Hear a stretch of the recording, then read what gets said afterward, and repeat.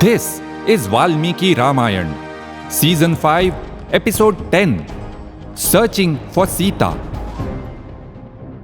The search for Sita had started with great enthusiasm.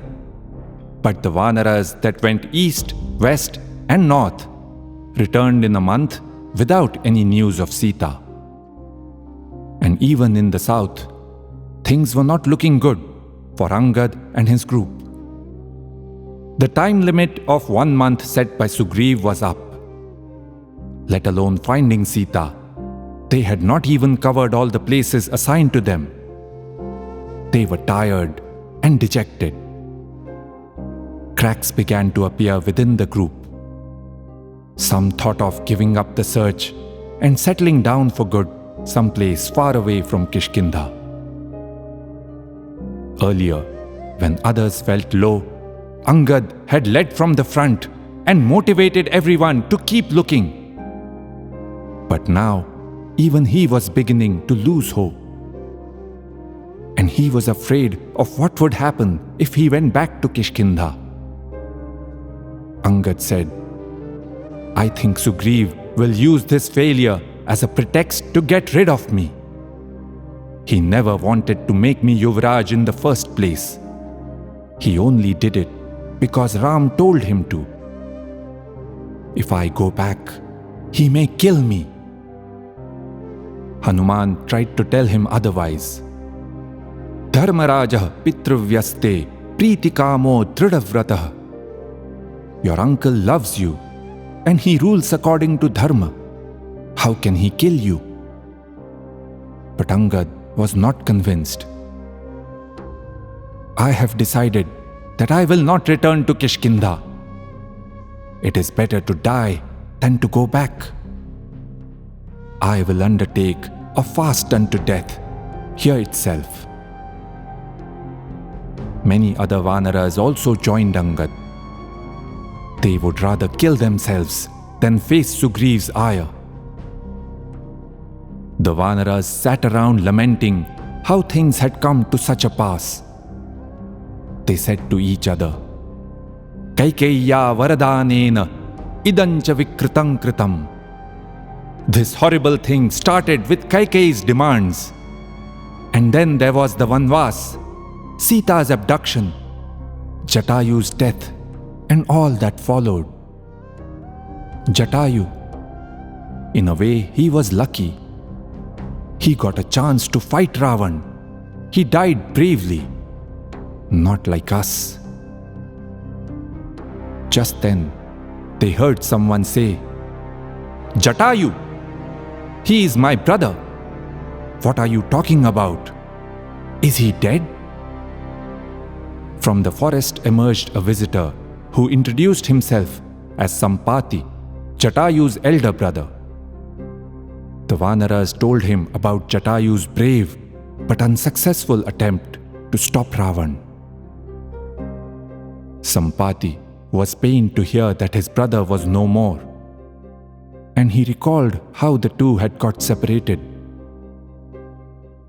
Once, when we were younger and perhaps a bit foolhardy, we took up a challenge to see how high we could fly. We set off for the sun.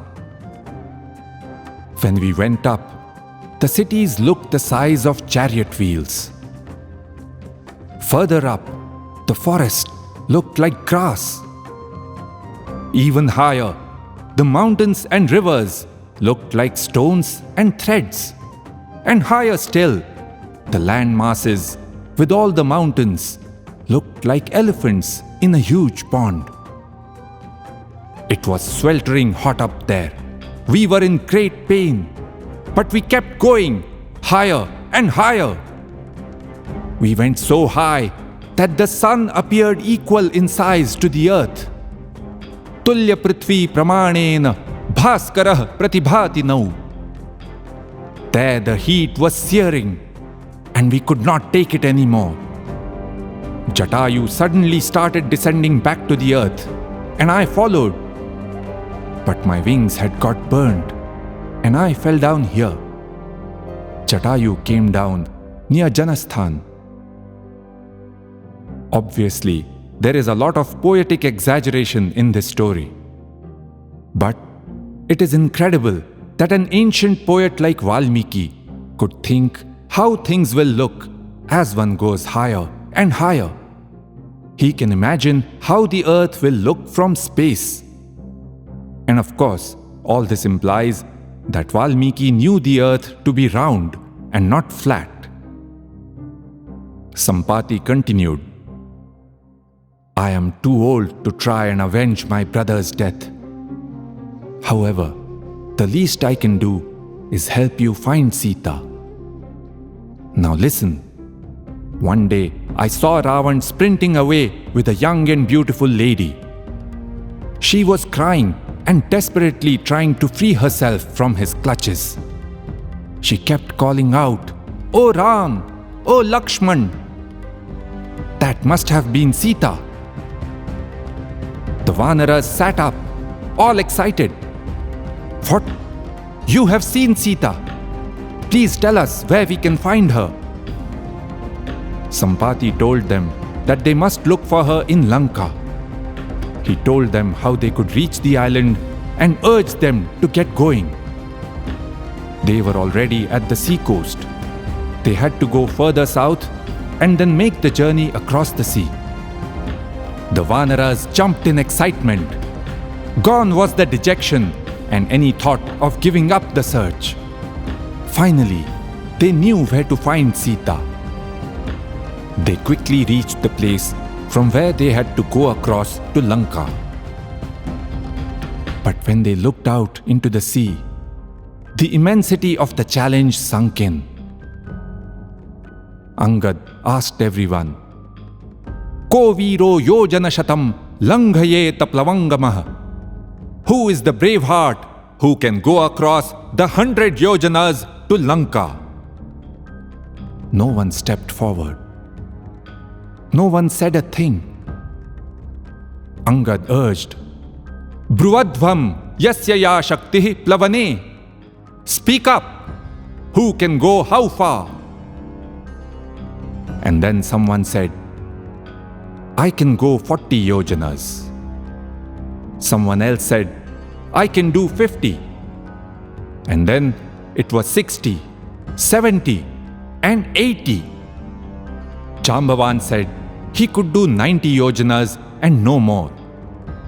Finally, Angad said, I can do 100, but only one way.